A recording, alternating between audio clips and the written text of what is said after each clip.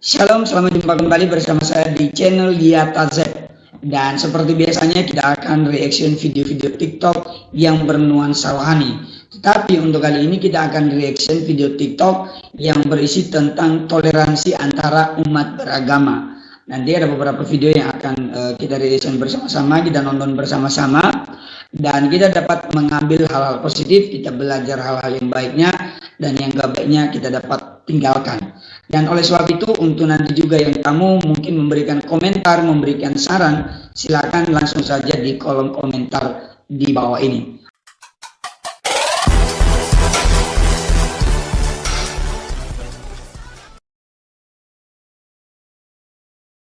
Baik teman-teman, kita langsung pada video pertama. Dan di sini ada dari akun Ania Cahyara. Ada komentar di sini, percuma lu pakai jilbab kalau masuk gereja. Oke, kita nonton videonya. Dikatain murtad, percuma pakai jilbab kalau masuk gereja. Padahal cuma kerja.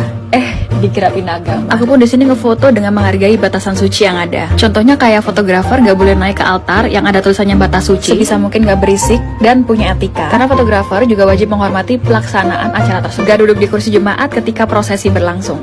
Aku pun ngefoto di sini di hire oleh keluarganya. Karena kebetulan kenalannya pun aku foto juga di gereja. Jadi aku dokumentasi wedding ya, bukan pindah server.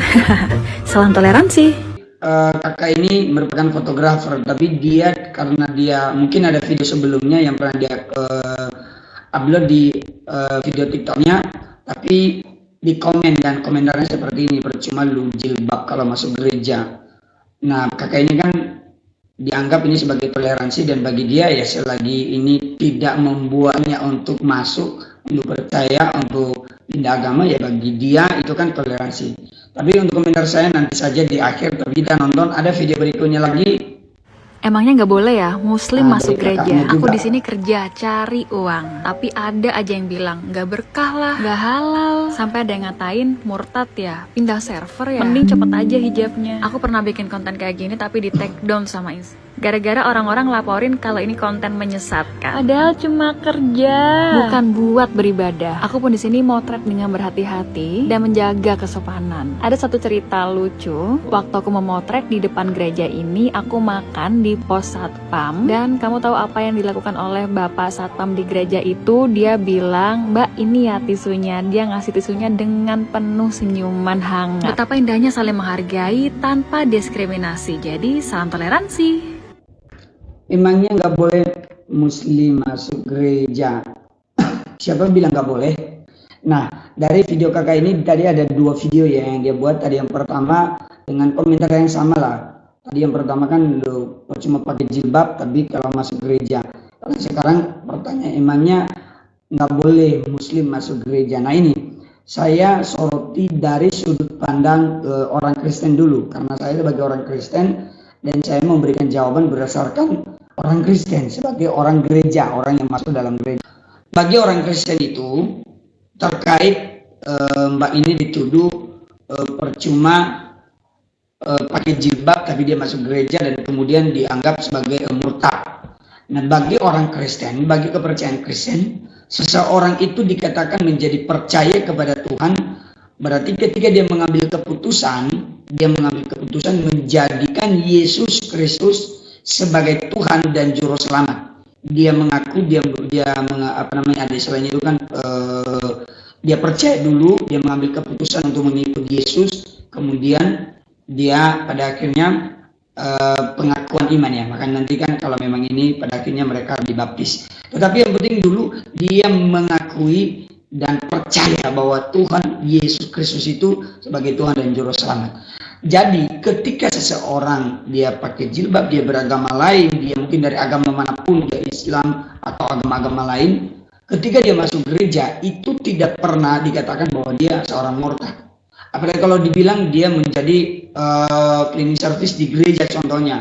Atau ada yang pernah saya lihat juga, ada mbak-mbak itu dia masuk gereja untuk merapikan tempat ibadah dan dia menata Alkitab. Apakah dia sudah percaya kepada Tuhan Yesus? Belum tentu. Jadi dia belum murtad. Jadi di sini kita harus memilah. Tapi kalau untuk pandangan orang sebelah atau agama sebelah, dari agamanya ini nggak boleh, ini boleh dan sebagainya, yaitu bukan urusan saya lagi. Tetapi dari kakak ini tadi, dari sisi murtad dia belum murtad. Nah kemudian emangnya nggak boleh Muslim masuk gereja? Ya boleh, boleh. Dan dari video kakak ini tadi kita dapat mengambil poin positifnya apa? Dia sebagai orang luar dan tugasnya adalah sebagai fotografer. Dia sebagai seorang fotografer, dia mengambil momen, dia mengambil foto dan dia menjalankan tugasnya itu dengan baik. Entah itu di saat tadi di pertama kan wedding, yang kedua tadi ibadah, entah dalam momen apa.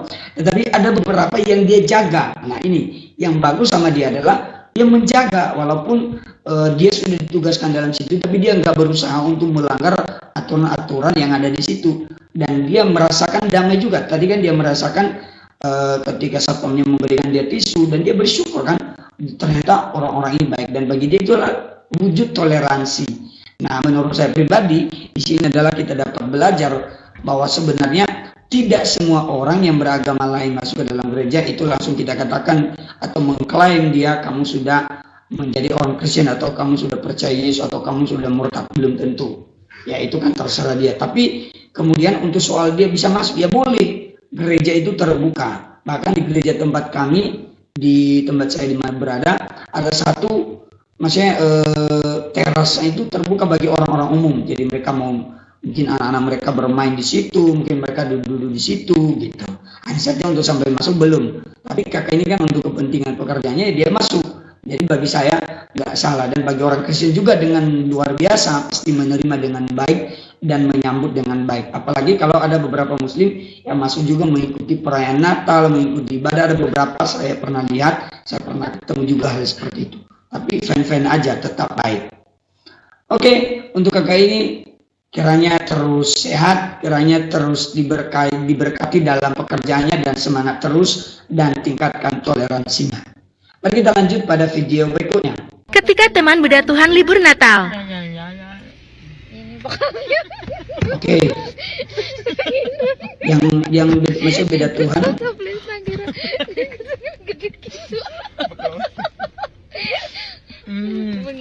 Pengiritan. Enak itu, enak sekali. Enak banget. Laptop, terangin nang pun. Saya nggak paham ya, saya rasa disatukan oleh sahabatnya yang Muslim. Saya nggak tahu siapa yang Muslim, siapa yang Kristen di sini. Saya coba mencari video lainnya dulu dari kakak ini supaya lebih jelas. Ketika punya teman beda Tuhan. Buka, baca dulu itu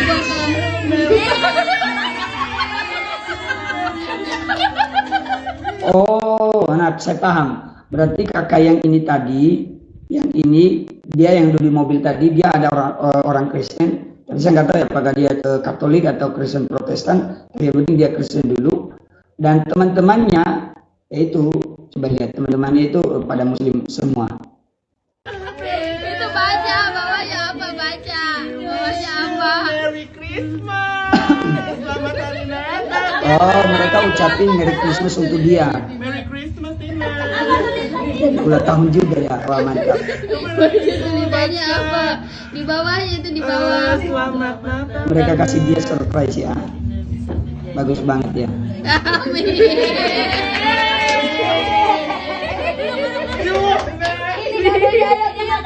Ini pertandingan.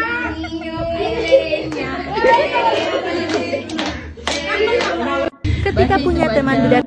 Oh iya ya, oke. Berarti tadi dari video sebelumnya tadi itu berarti dia punya teman-teman Muslim dan apa namanya mungkin di tempat kerjanya jadi semua teman-temannya itu pada Muslim semua.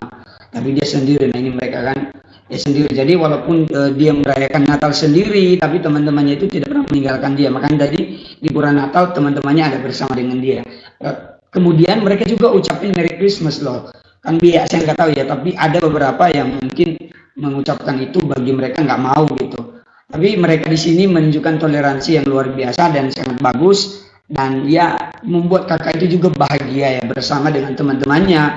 Walaupun mungkin ya saya lihat dari sini dia sendiri di situ, tapi puji Tuhannya dia bisa menikmati. Jadi apa ya, dengan toleransi ini bisa memberikan dampak positif bagi orang-orang di sekeliling kita. Tadi kalau di video sebelumnya dibilang tanpa diskriminasi, jadi toleransi itu sebenarnya sangat indah, baik bagi kita yang ditoleran atau orang lain yang membuat toleransi ketoleran itu pasti memberikan dampak gitu loh, yang dampak yang baik. Jadi siapapun kita, entah karena berbeda kultur, berbeda agama, berbeda kepercayaan dan apapun, ya sebenarnya toleransi itu harus. Justru kalau kita mencap diri kita sebagai orang yang beragama, berarti kita menunjukkan bahwa kita adalah orang beragama, ya salah satunya kita menunjukkannya dengan wujud toleransi itu sendiri. Oh ini video ini Mbak ini nyanyikan lagu rohani. Walau ku tak tahu dan ku tak mengerti semua jalanmu. Oke, kita stop sampai di sini. Tapi intinya ibu ini atau mbak ini dia menyanyikan lagu rohani. Mungkin ini lip sync, tapi setidaknya dia mengikuti lagu ini, bahkan dia tahu. Makanya dia tuliskan salam toleransi. Oke, ini luar biasa indah, sangat indah lah kalau ada toleransi seperti begini terus meningkat. Oke, mari kita lanjut. Lihat deh. Lihat. Tuh, lihat. Tuh, lihat, ada pemandangan indah yang nggak bisa kamu saksikan langsung karena kamu lagi mumet kerja. Senang nggak bisa liburan? Wih, saya. Ini ya, tadi di gereja Jemaat Shalom, ini terbaca ya. Gereja Masehi Injili di Timor. Oh, berarti Gemit ya. Jadi anggota GBM, GPI dan anggota PGI. Jemaat Shalom. Oh, Klasis Rote. Berarti ini ada di Rote. Oke. Di Rote. Nah ini. Gereja dengan desain kapal. Ini berapa dek ya? Anggap aja di bawah ini 3, 4, 5, 6. Wih, kalau kapal 6 dek. Wih, indah sekali.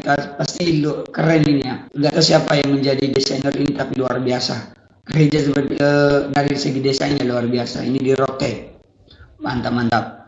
Oke, kita lanjut pada video berikutnya. Matius 7 ayat 9 mengatakan, ketika kita meminta roti, masakan Tuhan memberi ular pada kita. Seringkali kita merasa bahwa apa yang kita minta sama Tuhan itu tidak ada jawabannya, atau Tuhan bilang tidak.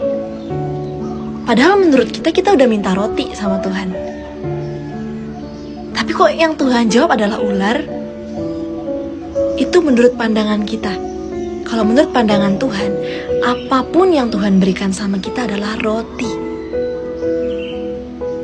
Terkadang kita berpikir, aku mau mobil Tuhan, aku mau motor, aku mau rumah yang mewah.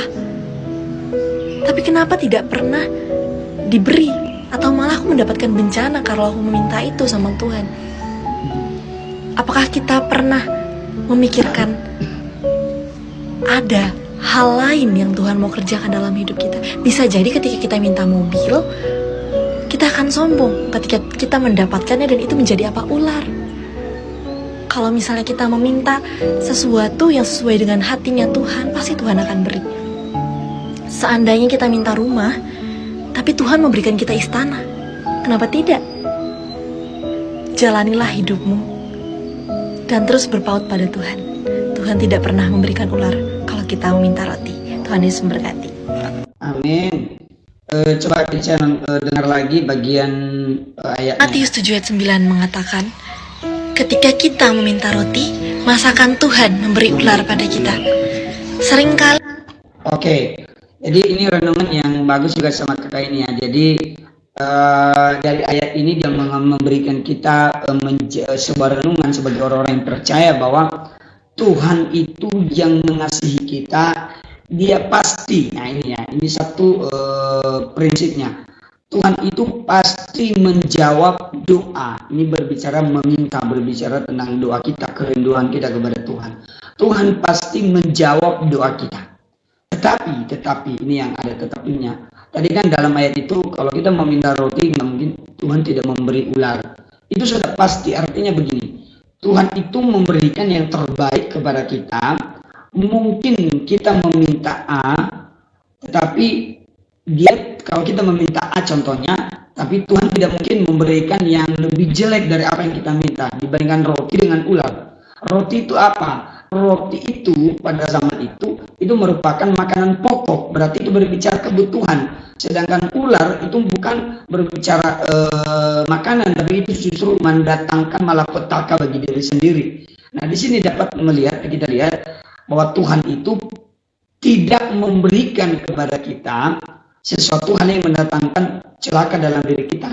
Ketika kita meminta sesuatu, Tuhan pasti jawab. Nah, persoalannya adalah seperti yang disampaikan oleh kakak ini tadi. Kalau seandainya kita minta mobil, tapi Tuhan nggak kasih, justru Tuhan kasih yang lain. Artinya di situ sebenarnya bukan Tuhan tidak memberikan kepada kita apa yang kita minta itu, tetapi sebenarnya prinsipnya Tuhan mengetahui yang terbaik dalam hidup kita, sehingga kita minta A contohnya, tapi Tuhan bilang oh ini yang lebih baik B. Tapi ingat yang B itu pasti roti. Jadi karena kenapa? Tadi bisa saja yang kita minta kita anggap itu roti, sebenarnya itu bukan roti, tapi itu yang mendatangkan malapetaka bagi kita. Bukan sesuatu yang urgent, bukan sesuatu yang kita butuhkan. Mungkin yang kita minta seolah-olah itu roti bagi kita, tapi sebenarnya bagi di mata Tuhan itu belum layak kamu terima. Itu masih belum cocok untukmu. Itu belum layak untuk kamu gunakan. Ada yang lebih penting untuk kamu, untuk kebutuhanmu, untuk anak-anakmu, untuk keluargamu, untuk orang tuamu, untuk pribadimu. Inilah yang lebih penting. Nah, makanya tadi kan di closing video kakak ini dia bilang kalau kita meminta rumah bisa jadi Tuhan memberi istana. Artinya apa? Bukan berarti kalau kita meminta hal kecil Tuhan pasti memberi hal besar. Enggak selalu. Tetapi intinya adalah Tuhan pasti memberi yang terbaik. Kita meminta yang baik, tapi Tuhan memberi yang terbaik. Itu yang prinsipnya di sini. Kita meminta hal yang baik, pasti Tuhan memberi hal yang baik, bahkan lebih yang terbaik. Tapi ingat, Tuhan tidak mendatangkan malapetaka untuk kita ketika kita meminta yang baik. Dan diberkati selalu kakak ini, dan terima kasih untuk renungan singkatnya. Dan mungkin ini menjadi closing untuk video ini. Baik teman-teman semuanya, Bapak Ibu yang terkasih yang telah menonton video ini. Dari video ini tadi ada beberapa yang kita nonton soal toleransi, dan kita ditutup dengan renungan yang luar biasa yang membuat kita kuat menjadi orang-orang yang percaya. Jadi ambil yang baik, tingkatkan toleransi, karena toleransi itu sangat indah dalam hubungan kita, dalam bermasyarakat, dalam membangun relasi dengan siapa saja. Toleransi itu sangat penting, tetapi tetap ada batasan-batasannya. Kakak itu tadi menjaga batasannya ketika dia masuk gereja. Kita juga seperti itu, entah kita agama Kristen atau agama lain, dengan sesama, entah itu juga mungkin dalam bentuk ras. Jangan kita melakukan diskriminasi, tapi tingkatkanlah toleransi. Demikian saja video kali ini. Kiranya Tuhan memberkati kita semua, melancarkan apa yang kita doakan, Tuhan menjawab apa yang menjadi doa-doa dan kerinduan kita. Dan bagi kalian yang ingin mereaction bersama-sama dengan saya video-video TikTok, dan bisa tag aja videonya di akun TikTok saya yang akan saya berikan di atas ini. Jadi ada di atas ini nanti di akun Yata_official. Jadi kalian bisa tag di sana dan kita bisa reaction bersama-sama. Tuhan Yesus memberkati kita semua. Shalom, sampai berjumpa kembali.